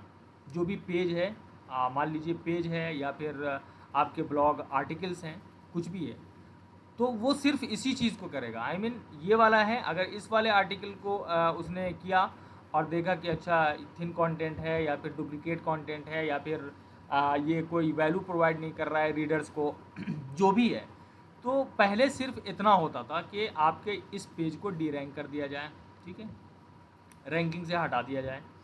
लेकिन अब जो एल्गोरिथमिक चेंज अब जो नोटिस किया जा रहा है वो ये है कि पांडा अपडेट जो है वो डोमेन लेवल पे काम करता है, इंटायर वेबसाइट को हिट कर रहा है, ठीक है, instead of just going after individual सब पेजेस, ठीक है। So the goal of the Panda update, अब इस अपडेट का क्या गोल था, जाहिर सी बात है कि हमको गूगल को, यानी इस अपडेट का गोल सिर्फ ये था कि सर्च में जो रिजल्ट्स आ रहे हैं सर्च पे, सर्च इंजन रिजल्ट्स पेजेस पे जो भी रिजल्ट्स आ रहे हैं वो क्वालिटी रिजल्ट्स हों, मीन्स कोई भी लो क्वालिटी वेबसाइट्स वहाँ पे ना दिखे, राइट। बस उसका यही एक गोल था, ठीक है, कि जो भी सर्चर है, जो भी यूज़र है, अगर वो कोई भी सर्च क्वेरी डाल रहा है वहाँ पे सिर्फ और सिर्फ high quality website search result में दिखें, ठीक है, एंड लो क्वालिटी वेबसाइट्स को हटा दिया जाए वहाँ से, सर्च रिजल्ट पेजेस से एकदम ही से गायब कर दिया जाता था, ठीक है। तो आपने देखा होगा कि तो लो क्वालिटी और हाई क्वालिटी वेबसाइट, इन दोनों को डिफरेंशिएट करने के लिए ये पांडा अपडेट आया था। बात समझ में आ गई? पांडा अपडेट का जो कोर कॉन्सेप्ट है वो आपको समझ में आ गया, ठीक है। अब बात ये आती है कि कैसे ये पता चलेगा कि भाई मेरी वेबसाइट उस क्वालिटी उस स्टैंडर्ड पे उतरती है या नहीं उतरती है कि नहीं। तो not a lot of unique content, unique content means कि no duplicate content on your website, few और no high quality backlinks. High quality backlinks पे अभी हमने बात नहीं की है, वो ऑफ पेज इश्यू की जब हम बात करेंगे तब हम आएंगे बैकलिंक्स पे। बैकलिंक्स का ये मतलब होता है कि मान लीजिए मेरी ये वेबसाइट है, ठीक है, मेरे इस आर्टिकल के लिंक को मान लो कि मान लो कि SEMrush जो कि बहुत बड़ी वेबसाइट है, ठीक है, कीवर्ड रिसर्च और SEO और बहुत सारी चीज़ों की, इन्होंने अपने ब्लॉग पे मुझे मेंशन किया है, राइट। अब चूंकि इसकी ऑथोरिटी ज़्यादा है गूगल की नज़र में, इनका जो डोमेन रेटिंग है वो ज़्यादा है, डोमेन ऑथोरिटी है वो ज़्यादा है, पेज रैंक है वो ज़्यादा है, ये सारी चीज़ें इनका है और ये बहुत पहले से हैं गूगल पे, ठीक है, काफ़ी ट्रस्टेड हैं, तो ये हाई क्वालिटी वेबसाइट्स मानी जाएगी, जाहिर सी बात है। तो ये हाई क्वालिटी वेबसाइट पे अगर मेरे इस वेबसाइट का लिंक चला जाएगा तो गूगल को ये पता चल जाएगा कि अच्छा इस वाली वेबसाइट ने इसके बारे में बात किया है, तो इसका मतलब है कि इनका जो रिसोर्स है वो यूज़फुल है, बनिस्बत ये कि मेरा ये लिंक जो है किसी न्यूली क्रिएटेड वेबसाइट पे हो जिसका ना कोई डोमेन अथॉरिटी है, ना उसका कोई ट्रस्ट है, ना कोई उसकी अथॉरिटी है, अगर उसने डाली तो उससे कोई फ़र्क नहीं पड़ने वाला, ठीक है। तो बैकलिंक्स की कमी हाई क्वालिटी वेबसाइट से भी गूगल पांडा अपडेट को हिट करती है, या फिर यूँ आप कह सकते हैं कि अगर आपकी बैक लिंक्स मतलब आपके वेबसाइट के जितने भी पेजेस हैं या पोस्ट हैं, अगर उसका लिंक जो है किसी भी लो क्वालिटी वेबसाइट्स पे पहले से पड़ी हुई हैं या आपने खुद बनाई हैं बैक लिंक्स, तो उससे भी ये पांडा अपडेट हिट कर जाता है। ठीक है। Short visitor retention time means time on page and time on site. किसी भी पेज पर आपके वेबसाइट के मीन्स आपका जो ये वेबसाइट है मेन, इसके किसी पेज पे या फिर किसी पोस्ट पे अगर टाइम स्पेंड कम है, मान लीजिए ऐसे किया और बंद कर दिया मैंने, राइट, तो इससे भी गूगल को ये पता चलता है कि इनकी वेबसाइट विजिटर्स के लिए यूज़फुल नहीं है, क्योंकि विजिटर्स भाग जाते हैं। ठीक है। या फिर उस दिन क्या पूछ रहे थे तुम Aditya? Sir dwell time I हाँ, ड्वेल टाइम। तो ड्वेल टाइम क्या होता है? ड्वेल टाइम होता है कि आपने कोई चीज़ मान लीजिए सर्च किया, यहाँ पे एप्पल कंप्यूटर सर्च किया, ठीक है। अब एप्पल कंप्यूटर सर्च करने के बाद आप गए और फिर आप भागे वहाँ पे किसी और चीज़ को सर्च करने लगे, ठीक है, आपको लगा कि वो ठीक नहीं है, तो वो जो उतना जो छोटा सा एकदम स्मॉल सा जो टाइम है उसको ड्वेल टाइम बोलते हैं। ओके। वो जो शॉर्ट पीरियड होता है किसी भी सर्चर को उस चीज़ के बारे में जानने के लिए, अच्छा ये मेरे लिए नहीं है, फ़ौरन से कट किया और दूसरे टैब पे दूसरी चीज़ सर्च करने लगे उसी से रिलेटेड, राइट, तो वो होता है ड्वेल टाइम। तो time on page and time on site, ये दोनों को भी गूगल चेक करता है। अगर दोनों में आपकी कमी है, बहुत ज़्यादा बाउंस रेट है, ठीक है, बहुत ज़्यादा लोग उसको कट करके निकल जा रहे हैं, तो वो भी उससे भी क्या होता है, आपकी वेबसाइट की क्वालिटी की पता चलती है, आपकी वेबसाइट की क्वालिटी के बारे में पता चलता है। ठीक है। A large percentage of duplicate content, a high bounce rate means कि आपके वेबसाइट पे आए और भाग गए, ठीक है। A high percentage of pages with nearly no unique original content, ठीक है। ओरिजिनल कंटेंट मीन्स कि आपके कंटेंट से फिर गूगल दूसरे भी जो वेबसाइट्स हैं उनको भी वो करेगा, क्रॉल करेगा, देखेगा कि आपके और उनमें क्या फ़र्क है। अगर सेम कंटेंट है, रिलेवेंसी सेम है, आई मीन के बात सेम है, तो वो फिर उससे भी आपकी क्वालिटी की जो वेबसाइट है वो पता चलती है कि आप जो है सेम चीज़ आप लिख रहे हो, कोई नई चीज़ उसमें इम्प्रूव करके नहीं लिख रहे हो, कोई नया एडिशन नहीं है उसमें। इसलिए मैंने कहा था कि आपका जो कंटेंट होना चाहिए उसमें आपको अपने कॉम्पिटिटर्स को देख के अपना कुछ ऐड करना चाहिए और 10x बेटर करना चाहिए। ठीक है, ठीक है। सेम टेक्स्ट और लिंक्स ऑन एवरी पेज, आपके वेबसाइट के हर पेज पे सेम टेक्स्ट है, सेम लिंक्स हैं, इनकी से भी आपकी क्वालिटी की वेबसाइट पता। A high number of irrelevant advertisements, yes, too many ads की वजह से भी यूज़र एक्सपीरियंस ख़राब होता है। आपने खुद देखा होगा कि किसी वेबसाइट पे आप जाते होंगे, बहुत सारे एड्स पॉपअप्स आने लगते हैं जिससे यूज़र एक्सपीरियंस ख़राब होता है। वो भी पांडा का एक हिस्सा बने थे, उससे भी आपके वेबसाइट की क्वालिटी के बारे में पता चलता है। तो ये सारी चीज़ें जो लिखी हुई हैं, इनसे आपको पता चलता है कि आपका जो वेबसाइट है वो क्वालिटी वेबसाइट है या नहीं है। सर ये बॉयलर प्लेट क्या होता है? Boiler plate boiler plate content जैसे मैंने बताया आपको कि सेम टेक्स्ट और लिंक हर एक पेज पे सेम टेक्स्ट और सेम लिंक आपने हर पेज पे यूज़ किया हुआ है, ठीक है, तो वो बॉयलर प्लेट है। आपका लिंक जो है हर एक पेज पे तो सेम नहीं होना चाहिए ना, ठीक है। आपने for the sake of internal linking आपने हर पेज पे हर आर्टिकल को आपने लगा दिया है, ठीक है, वो बॉयलर प्लेट कंटेंट कहलाता है। इंटरनल लिंकिंग की जब हमने बात की थी तो हमने ये बताया था कि आप जो भी आर्टिकल लिख रहे हैं तो आपका जो इंटरनल लिंकिंग होना चाहिए वो बिल्कुल रेलेवेंट होना चाहिए, ठीक है, आप जो भी चीज़ लिख रहे हैं, और वो यूज़फुल होना चाहिए।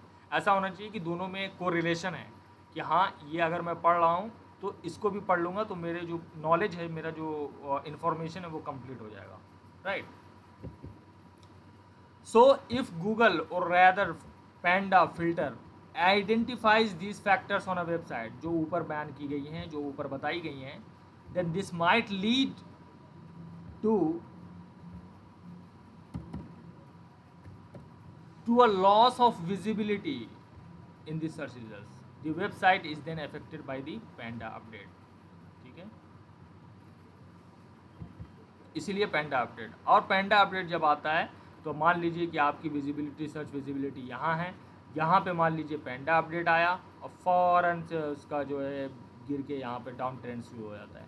तो आप ये अपने गूगल सर्च कंसोल में जब आप देखेंगे कि आपका बहुत बेहतरीन जा रहा है और उसके बाद अचानक से क्या हुआ कि नीचे आ गया, इसका मतलब है कि वो पांडा, गूगल पांडा हिट हो चुका है आपकी वेबसाइट पे। ठीक है, ठीक है।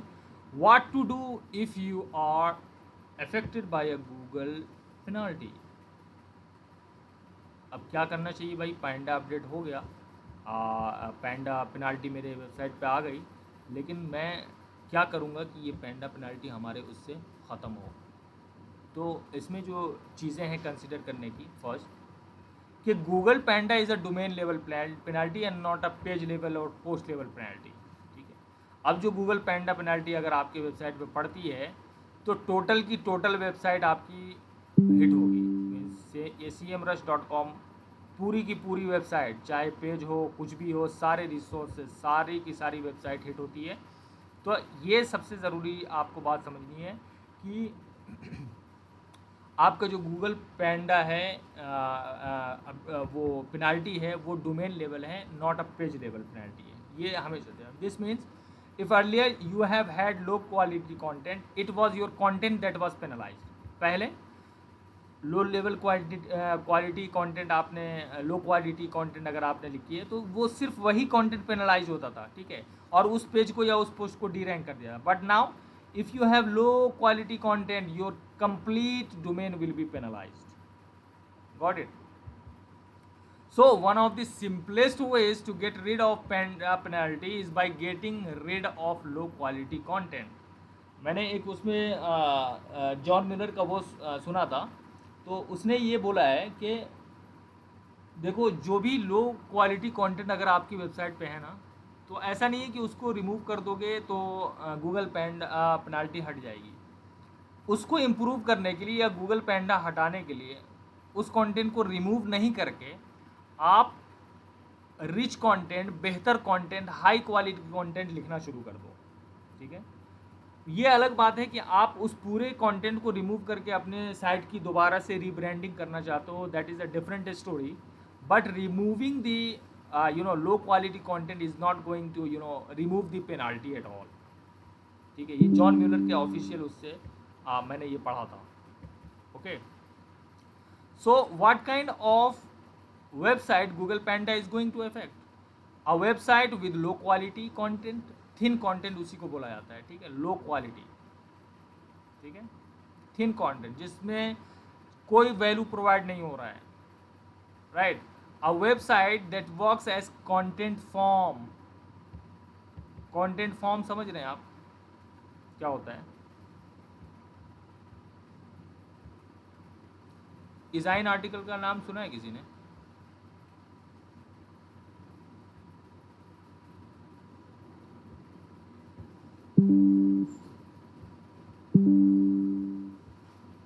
डिज़ाइन आर्टिकल के बारे में सुना है किसी ने? डिज़ाइन आर्टिकल्स,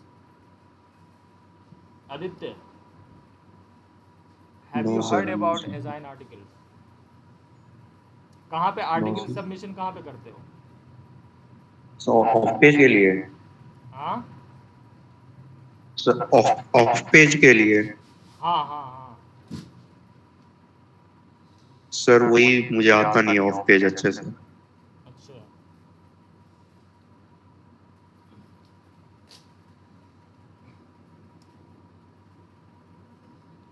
ओके,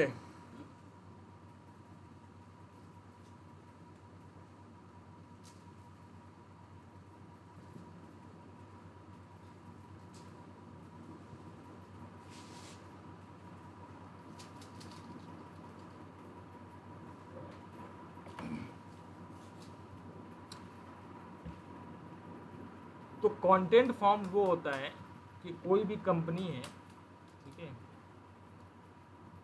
वो बहुत सारे आर्टिकल्स एक साथ जो है क्रिएट करते हैं, या वीडियोस या मीडिया फाइल, ठीक है, सर्च इंजन में क्या करने के लिए, रैंक कराने के लिए, ठीक है।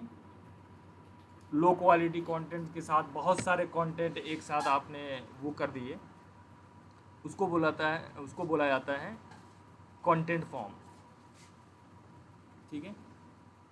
A website with useless pages indexed in Google same as content form, ठीक है। यूजलेस पेजेस जिसका कोई वैल्यू प्रोवाइड नहीं हो रहा है, ऐसे ही आपने डाल रखा है, राइट।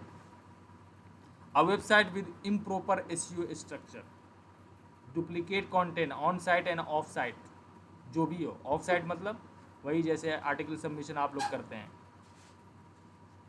ठीक है, लिंक लेने के लिए। Too many advertisements, poor grammar, slow site loading time, SEO over optimisation means black hat SEO, ठीक है। ओवर ऑप्टिमाइजेशन का क्या मतलब हुआ, मान लो मैं लिख रहा हूँ कि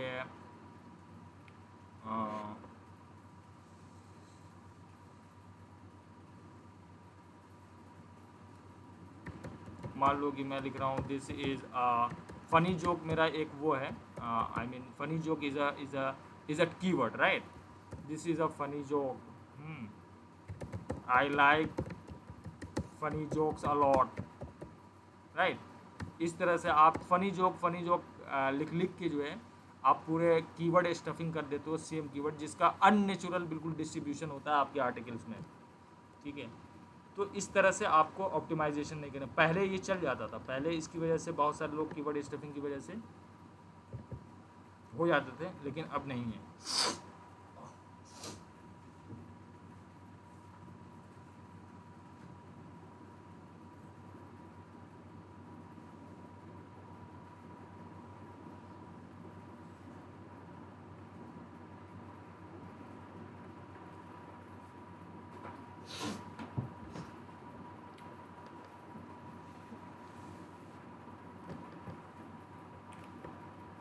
अब यहाँ पे आप देख रहे हैं कि कॉमन रीजंस ये तो है ही, ये सारी वेबसाइट में अगर कमियां हैं आपकी तो ये तो करेगा ही करेगा, लेकिन जो कॉमन रीजंस हैं वो यही है कि लो क्वालिटी कंटेंट आपका टॉप नॉच होना चाहिए, वेल रिसर्च्ड अगर नहीं है, ठीक है, पुअर ग्रामर, ठीक है, ad content ratio, too many broken links 404, less CTR from such, poor meta title, weak meta description जैसे मैंने आपको कल बताया था कि मेटा डिस्क्रिप्शन आपको खुद से लिखना चाहिए, राइट।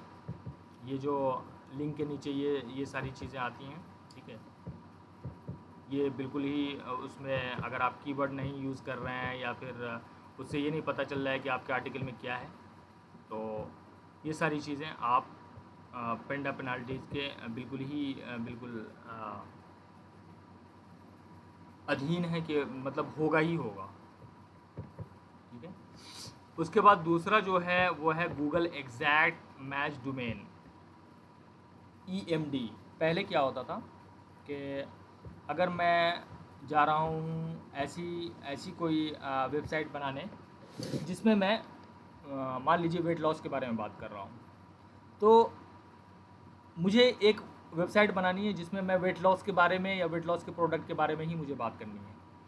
तो पहले ऐसा होता था कि एग्जैक्ट मैच डोमेन अगर मिल जाता था आपको तो उससे रैंकिंग में फ़र्क पड़ता था, राइट। मान लीजिए कि मैं लिख दूँ वेट लॉस tips.com, राइट। अब वेट लॉस मैंने इसमें सेम कीवर्ड यूज़ किया है, राइट। अगर कोई यहाँ पे डालता है वेट लॉस टिप्स, ठीक है, तो एग्जैक्ट मैच अगर डोमेन होता था, मान लीजिए वेट लॉस tips.com आपने ख़रीद रखा होता, ठीक है, और मैंने यहाँ पे वेट लॉस टिप्स कोई क्वेरी डाली, आपके सर्चर ने इसको सर्च किया तो यहाँ पे आ जाता था। तो वही है एग्जैक्ट मैच डोमेन के, ये फिर अपडेट आया एग्जैक्ट मैच डोमेन का कि ये 2012 में आया था ये अपडेट, ठीक है। तो जो भी एग्जैक्ट मैच डोमेन है, लोग ले तो लेते थे क्योंकि ये रैंकिंग फैक्टर था एक, कि एग्जैक्ट मैच डोमेन अगर आपके पास है तो आप इस चीज़ पे, वेट लॉस टिप्स पे आप रैंक कर सकते थे। लेकिन उसमें ये हुआ कि बहुत सारे लोगों ने एग्जैक्ट मैच डोमेन तो ले लिए, लेकिन उस पर डुप्लीकेट और लो क्वालिटी कंटेंट डालने लगे। तो गूगल ने इस चीज़ को हटा दिया कि अब वो रैंकिंग फैक्टर में है ही नहीं।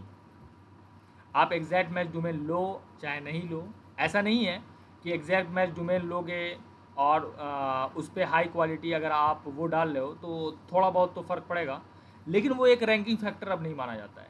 ठीक है, ऐसा नहीं है कि आप एग्जैक्ट मैच डोमेन ले लोगे और थिन कंटेंट और डुप्लीकेट कंटेंट और लो क्वालिटी कंटेंट अगर आपने डाल दिया तो वो रैंक कर जाएगा। ठीक है, दैट इज़ द अपोजिट। तो ऐसा नहीं है कि आप अभी नहीं ले सकते। ठीक है, so we consider a domain to be an exact match if the search phrase क्या है, यहाँ पे अगर लिखते हैं buy flowers, mostly part of और identical to the domain name, buy flowers, search phrase जो है वो आइडेंटिकल हो आपके डोमेन नेम से, उसे हम एग्जैक्ट डोमेन कहते हैं। बाय फ्लावर्स, अब इसी ने किसी ने लिखा है, देखो बाय फ्लावर्स, यहाँ पे किसी ने सर्च किया, यहाँ पे आ रहा है byflowers.net, ये एग्जैक्ट डोमेन आ गया, राइट। तो इसमें क्या है, for the search query by flowers we find the keyword domain byflowers.net with in the organic search results, right. अभी मैं ये बता रहा था आपसे कि यहाँ पे अगर वेट लॉस टिप्स है और मैंने यहाँ पे वेट लॉस टिप्स डाला तो मेरा डोमेन यहाँ पे दिखे अगर, तो वो क्या हो जाएगा, एग्जैक्ट मैच डोमेन हो जाएगा, राइट। और वो डोमेन अगर ऑर्गेनिक सर्च रिजल्ट में आता है, राइट, तो वो एग्जैक्ट मैच डोमेन होता, राइट। लेकिन अब why are keyword domains punished, लेकिन अब उसको पनिश क्यों करने जाने लगा, पहले तो वो रैंकिंग फैक्टर था, बट अब क्यों किया जाने लगा। So keyword domains are not really being punished or removed from the search results. The algorithm update, EMD update, actually targets keyword domains with thin or bad content and increasingly sends these domains to the back of the rankings. तो ये update आने के बाद जितने भी exact domain थे, मतलब निच स्पेसिफिक डोमेन्स जिसने भी ख़रीदे थे सर्च फ्रेज के जैसे बिल्कुल एग्जैक्ट डोमेन, अगर उस पर अच्छे कंटेंट नहीं थे तो वो हिट किए गए हैं। ऐसा नहीं है कि एग्जैक्ट डोमेन सारे के सारे हिट हुए हैं।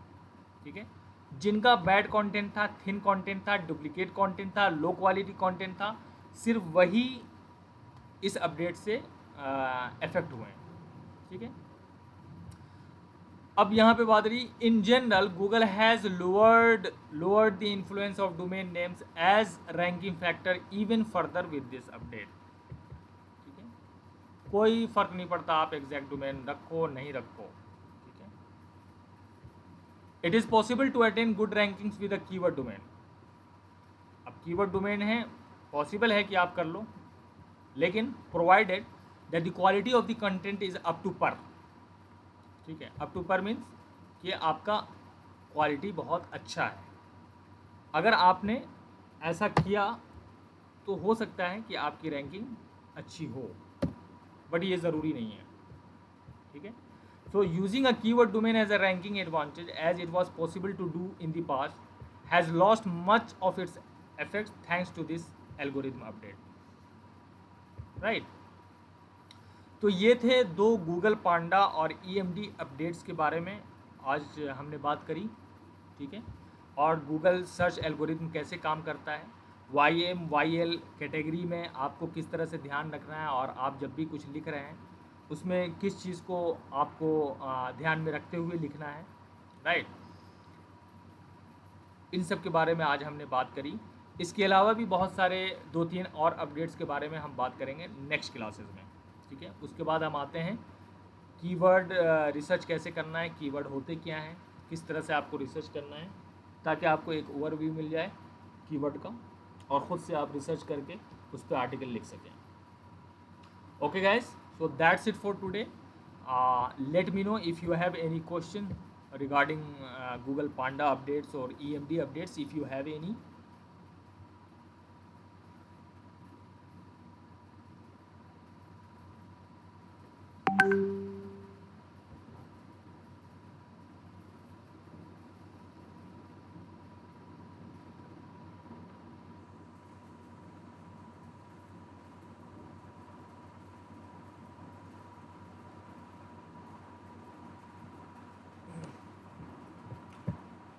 सो गए क्या सब? बोल क्यों नहीं रहे? No, sir. डिज़ाइन आर्टिकल्स देखो, कंटेंट फॉर्म का मैं एक एग्जांपल दिखाता हूँ। ये देखो, ये सबसे ज़्यादा हिट हुआ था, ठीक है। यहाँ पे देखो, आपको हर चीज़ में जो है आर्टिकल आपको मिल जाएगा। यहाँ पे बिजनेस, ब्रांडिंग, ये this is an example of content form, ठीक है। लार्ज क्वांटिटी ऑफ कंटेंट यहाँ पे लोग लिखते थे। अब तो बहुत कम लोग लिखते हैं, पहले ऐसा होता था। ये देखो 2008 में लिखा है इन्होंने, राइट। तो उस टाइम में ये सब चलता था कि आपने आर्टिकल सबमिशन किया और फिर आपने जो है अपना इसमें लिंक इंसर्ट कर दिया या लिंक डाल दिया, ठीक है। And not reframe is ranked 5 stars, right. ये देखो विजिट, ये देखो अपने वेबसाइट का यहाँ पे लिंक डाल दिया, ठीक है। तो पहले ये प्रैक्टिस की जाती थी, बट अब इस प्रैक्टिस से कुछ होने वाला नहीं है, ठीक है। Is an article submission directory है, तो it is a form of content form जो कि गूगल बहुत हेट करता है। ओके गाइस, तो इसमें आपको बहुत सारे आर्टिकल्स मिल जाएंगे, बहुत सारे आर्टिकल्स, ठीक है। हर कैटेगरी में आपको मिल सकते हैं आर्टिकल। तो ये जो जितने भी फ्रीलांसर्स हैं या फिर इंडिविजुअल हैं, वो सर्च इंजन को जो है एक्सप्लॉइट करने के लिए यहाँ पे आर्टिकल लिखते हैं, और it is called as a content form, ठीक है। Large quantity contents with no to zero to no adding value, there is no adding value to the users, ठीक है, who are searching for it। तो ये सारी चीज़ें अब जो है नहीं चलती हैं, ठीक है। आप जितने भी आर्टिकल्स यहाँ पे देखोगे वो बहुत पहले की आर्टिकल्स होंगे, ठीक है।